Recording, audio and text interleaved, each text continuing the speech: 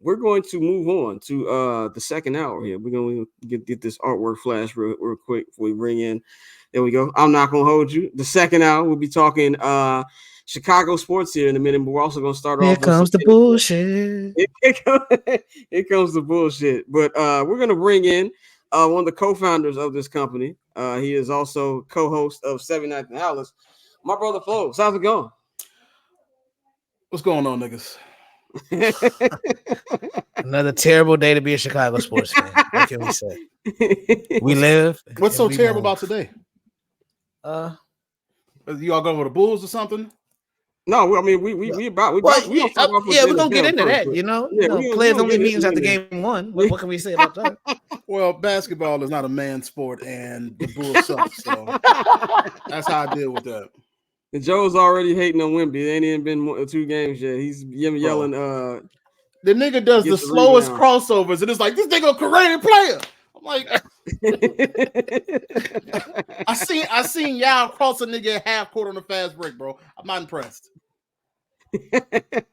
You yelling about his rebounds too. He only, what do you have, 5 rebounds on game 1? Somebody told me this is today's NBA and rebounds don't matter. I was like, it only doesn't matter until you get to the playoffs and you realize, damn, we need to get some more boards. And then the nigga who only giving you 4 boards at 720 can't do anything more than that. Like that, it becomes a problem when it's game time and real niggas got to be real niggas and real men got to be real men. You know what I'm saying? And it's not like the most elite big men in the league, the Giannis, the Jokic, the Embiid, them niggas all get 10 boards plus a game.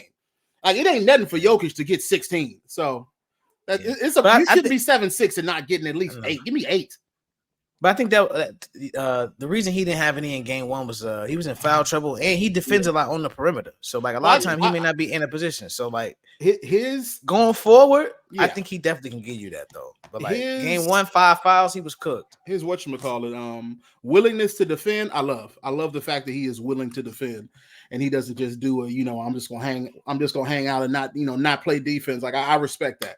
But no, that's not real men basketball. I see all Ortiz in the comments, and he was one of the niggas who was saying, "What happened to the sport I love?" That's just how I feel. Yeah, Ola Ortiz, man, we was eating him last week on the show, but he's back watching us. But let's get into football, man. This is week 8 in the NFL. We're basically at the halfway mark of the season. Before we get into our top 5 must-watch games of the week, what's your thoughts on the season so far? Now we're basically halfway into this thing. Ass. God, it's been a 3-pack of ass. It's not. We've seen some terrible quarterback play.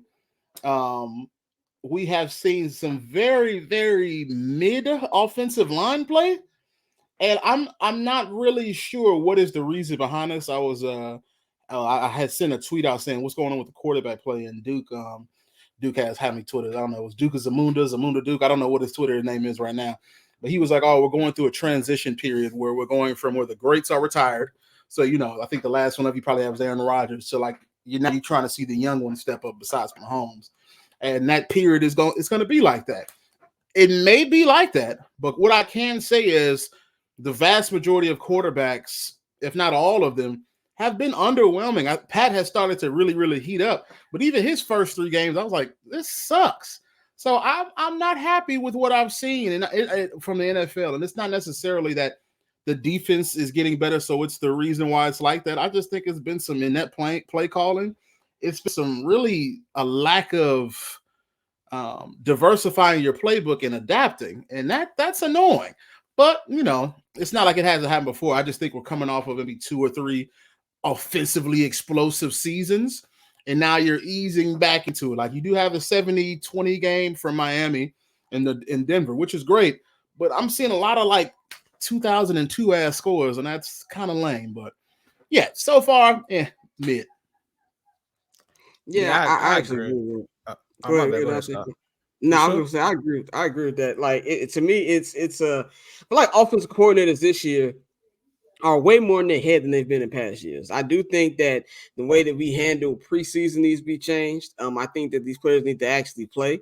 I think there needs to be more of an emphasis on it, and maybe that'll help the first month from being like basically glorified preseason as it is. But it has been a lot of nasty football. It's been a lot of nasty football. Last night's Thursday night football game, I did not get an opportunity to watch, but going back and looking at the highlights, it just looked like the same old thing we've been seeing. Where it's like Josh Allen basically just going out there and playing street ball, damn near. It was really no execution or anything like that. And so like even when you name like the Chiefs, like at this point, I feel like we're just naming the Chiefs the best team in football just by default, just because of who they are and just because they won a championship last year. But it's very bad football right now, and I don't really know who's good. We know who's bad. We definitely know who's bad, but I don't really know 100% if there's any team right now who's really even standing out like that, man. Dante, go ahead with what you were saying. Yeah, no, I was going to agree with the quarterback comment, and it's with the play callers as well. I feel like we haven't had another Kyle Shanahan. We've had a search for that guy. We've had a lot of people be anointed the next big thing, and then they get into these spots and they fail. Matt Nagy failed. Everybody attached to Kellen Aaron Rodgers has.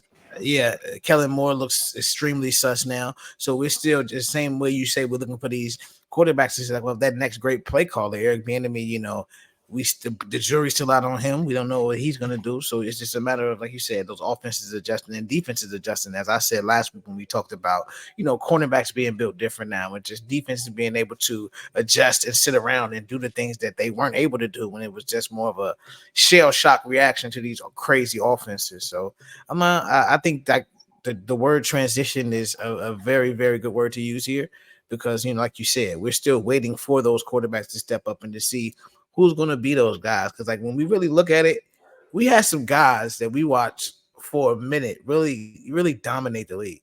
Yeah, no, I feel the same way. One is true. Yeah, we're literally leaving there. I mean, Tom Brady was just playing last year before? Yeah, last year. Which is just crazy. I was 10 when he was in the league, and he's gone. And I think the only person that's a vestige of his era or that era is Aaron Rodgers. But I do think what we're seeing right now is a renaissance in the cornerback position. Yeah, that we're seeing a renaissance in the cornerback position. We already had a linebacker renaissance. I think that started with Patrick Willis eons ago, and then you just started to see linebackers get faster, get stronger.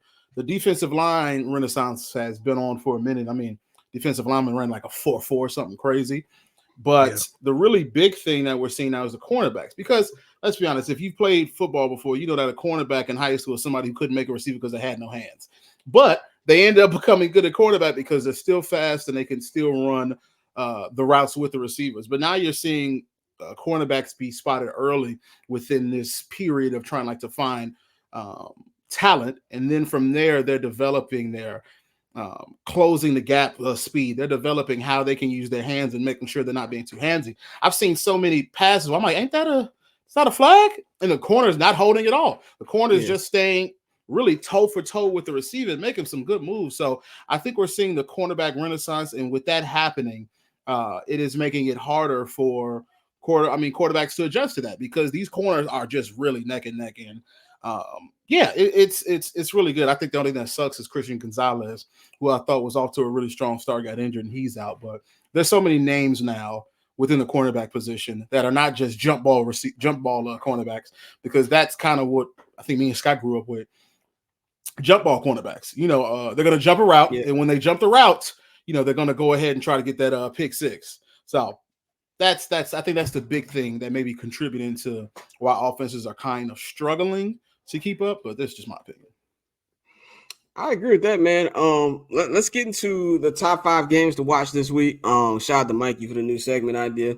We're gonna start off with my sleeper game of the week. This was sneaky good game of the week. This was Ravens and Cardinals. Now, when I put this on here, I saw Kyler Murray had been practicing. He practiced 2-3 times this week, but now they're listing him as doubtful for this Sunday.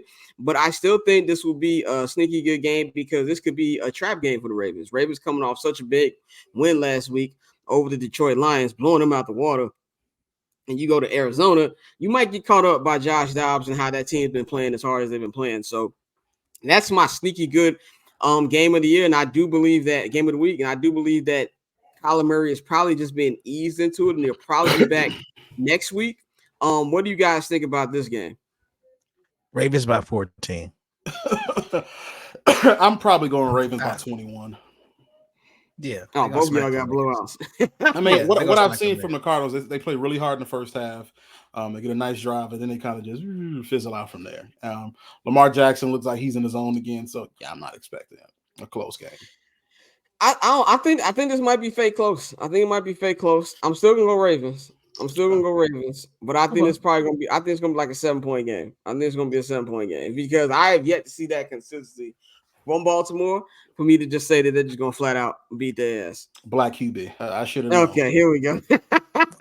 Here we go. This number. My number 4 must-watch game is actually shockingly. I have Bears and Chargers. Now we're gonna get into this game in the second half of the hour. Look. This is why I think this is a must-watch game. Now, granted, there's a lot of ass games on the schedule this week, so I was really picking out the garbage this week. But why I think this is gonna be an actual competitive game is because the Chargers should be better than what they are. I think we say this every year. And I think just off the fact that they can't ever just take off, that this is a game that can be competitive. Now, granted, if there's any team that's the get-right game, it is the Chicago Bears. And we'll get into more of a full breakdown of that game later in this show. But I do think this game is going to be closer than a lot of people are going to expect it to be. You said Kellen Moore. Get ready to call the game of your life, boy. Yeah. And I don't remember the Bears defense has been playing better on a more serious note. You know, the linebackers have been playing better. But, however, traveling out west, week 2. We ain't got to give scores yet. We'll do that later in the hour. But we ain't gonna do that. But no, this will not be a sneaky good anything, brother. This will not be a game worth watching. I think it's one of those games you're gonna be there, so you have no choice. Yeah, I'll be there. By halftime, I will be asleep. I guarantee that. Yeah, you'll be on East Coast time. I definitely see why you would be asleep. Joe, we're gonna do like a more of a preview on it. But what's just your initial thoughts on this game? They're gonna blow the Bears out. I don't think more than the fact that they're gonna blow the Bears out, and it's not gonna be particularly close. Okay. Yeah. And I think it's gonna be bad. And it's like you said, the Chargers are better than what their record says, which I hate the Justin Herbert slander. I'm like, it don't matter how good you are of a quarterback. Remember, this thing came in the lead throwing 30 touchdowns. It's ridiculous. Yeah. There hasn't been a rookie been on fire like that as a quarterback in a long time. Pat Mahomes didn't play his rookie year. Aaron Rodgers sat for like 20 years. I've never seen a rookie as good as him when he was playing quarterback. That being said, I truly think that they are a better offensive team when they're just playing, kind of street ball, and they're just playing, play football. I was talking to my homie Steve, who's been on Second Half of the House thousands of times, but he was saying, man, what the NFL needs is just dudes who play football, and that sounds like insane when you think about it. Statement. But it's such a football nigga statement because there are a lot of athletes in the NFL, but there ain't many football players. You know what I'm saying? And unfortunately, this may be a situation where you had to have played football to understand the language I'm using, but you gotta be a football guy. You gotta just know when the rock's in my hand, it's time to go to work. And I don't think there's many of that left in the league, but I do think Justin Herbert is just one of those it's time to play football guys. And I think when he gets in that mode, he's unstoppable, and they're gonna nuke the Bears. So unless Tyler Badgett turns out to be Brock Purdy too, which I doubt. Which we'll talk about that in about 15 minutes. Tyson, whatever his name is, Tyson Tyler. Tyson Badgett. Tyson. A Badgett of change, as this Chicago Bagent, whatever you pronounce that nigga name. Anyway, the next game I got on the top 5. Guzzling him at that press conference, brother. Gonna be some nasty work. Gonna be ashamed. It's gonna sit there like. So there were Rams at Cowboys. Now, like I said, there's a lot of slim pickings on this list this week. There's a lot of nasty games this weekend. But this one to me is interesting because the Rams have been competitive in every game that they've had this year. I think that Matthew Stafford is kind of going back into Detroit mode. Basically, I'm being surrounded by shit, and I'm just going to go out here and put points up with Cooper Kupp and Samoan Cooper Kupp. And by the way, I don't know if Puka Nacua is actually Samoan, but I'm just going to call him Samoan Cooper Kupp. So I feel like they'll be able to put up some points. And Dallas is too inconsistent. So I feel like just off that, it'll be a game. And if the way the Rams lost last week to the fucking Steelers and Kenny Pickett didn't even throw a fucking touchdown, you got to feel like they're going to come back and at least want to get some revenge. And the way the Cowboys play, you never know which team you're going to get. So that's why I've got that as my number 3 game. What do y'all think about that? I'm not a big fan of Officer Prescott. We know we talk about this weekly. I do think the Cowboys will win this game, but I think, like to your point, the Rams have been competitive. But overall, I'm not too hyped for this one. Like it's a lot of stinkers this week. A lot of bad football. First, we need to look up if Puka Nacua is actually Samoan or just another specific Islander group. I don't want to be disrespectful. Yeah. Unlike this nigga. Samoan, Hawaiian, Portuguese. Okay. See, I was right. Close. I was 25% right. But this nigga. Dallas and LA. First of all, I don't think he's surrounded by trash. I just think he got 2 receivers who are the same in what you call it, Cooper and Nacua. So you don't have a true deep threat. You don't have a true jump ball threat. You got possession receivers. There's only so much you can do with that, brother. Just only so much. You need diversity. It's not like someone like DJ Moore, who is a possession receiver who also can burn you over top. Go up and get it might not be DJ's ultimate strength, but he can do it. And even if you look at it, even as someone like Dallas has someone like CeeDee Lamb who can possession receive and can go over top of you, where Stafford just has the possession only. I need to catch you on a drag route. I need to catch you on a dig and make some moves. So I think that's his biggest struggle. But these games just kind of suck this week. Yeah, they all suck. Like out of my 5, only number 1 is actually going to be a good game. But number 2 is Patriots. Go ahead. No, go ahead. I want to hear. I was saying number 2, I had Patriots at Dolphins. And this is the reason. Hold on. I can tell you, Slim Pickens. Okay. But the reason I said that is because of it's a division game. Okay. It's a division game, number 1. Okay. I feel like Bill Belichick, they're coming off a win off the Bills, as smelly as that game was. But the story here to me is why it's must watch. Jalen Ramsey probably going to be returning on Sunday. Now, I know Adam Schefter put that out yesterday, and Jalen Ramsey said that was cap. I think Jalen Ramsey pulled one of those, I don't want this nigga breaking my news type things. And then all of a sudden we going to watch Tom Pelissero come on game day on Sunday like, yeah, Jalen Ramsey's warming up. So I don't think he wanted that news to get out there, but I do expect Jalen Ramsey to play, which is going to help their defense. But I think just off the fact that it's a rivalry game, just off the fact that the Patriots are coming off a win and the Dolphins are coming off a loss to Philadelphia, that this will be something about it to watch. But that's personally all I got. I actually think the Dolphins are going to whoop their ass. But this is off the games of shit that was in front of me that I picked for number 2. Dolphins by 17. Dolphins by 25. I don't even know how you get to 25, nigga. It's going to happen. It's going to be a safety up in there somewhere. Going to be a safety somewhere. After seeing Mac Jones do the worst gritty of all time, I'm not expecting anything good. It's going to be terrible. Very racist gritty. A very racist gritty. It's a Bull Connor gritty. A Bull Connor gritty. The number 1 game is actually a good game. It is actually the Cincinnati Bengals taking on the San Francisco 49ers. Brock Purdy. No Dallas. No Minnesota and Green Bay. No, man. You know it's gonna be a shit bowl, man. It's division. They always have good games. I think Vikings gonna beat the shit out the Packers. Now I will say I think the Vikings have shaking off the cobwebs, but they pretty much have always had good games. I'm literally looking at Football Database, and last game, the game before, damn, am I may be wrong. Yeah, exactly. So the last game before, did they play this year yet? No, they have not played. Yeah. Last year was 41-17. Before that was 23-7, 37-10, 34-31, 20. Okay, so now we're getting into the close game. It just seems like the last 3 would just kind of just blow out. Beating their ass, yeah. And that was with Aaron Rodgers. And so, what do you think they're gonna do to Jordan Love weak ass? Now you Like, got Jordan Love being Huff. the Vikings just beat the Niners. Kirk Cousins feeling good. Jordan Addison's looking like a guy. I don't think that's gonna be a game at all. We knew Jordan Addison was gonna be a guy. But yeah, we all knew that 100%. But Niners, Bengals, like Brock Purdy. This is the weird thing about the NFL concussions. This nigga was in concussion protocol all week, but now all of a sudden he's practicing today, and now he's listed as questionable for Sunday, but they think he's gonna play. What do y'all think about this game? The Bengals, they're trying to, get back 100% to how they used to be. What do you think about this game? Where you leaning?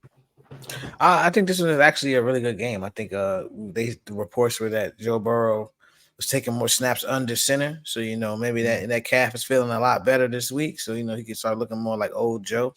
The Niners, Christian McCaffrey, he's gonna go.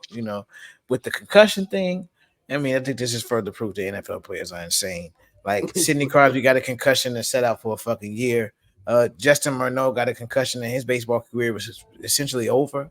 So like when these guys get their heads banged around and then come fucking play the next week, and it's kind of insane, G. Like I wonder if it's like a desensitization thing because you're just you're used to already hitting so hard.